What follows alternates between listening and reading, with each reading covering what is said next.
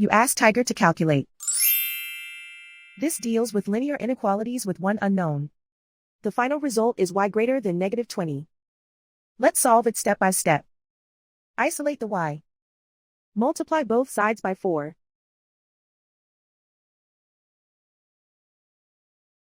Group like terms.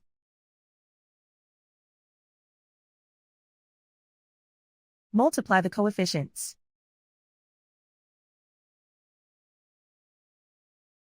Simplify the fraction.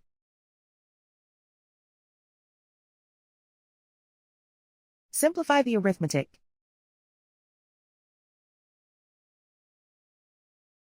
Plot the solution on a coordinate grid. And so the final result is y greater than -20.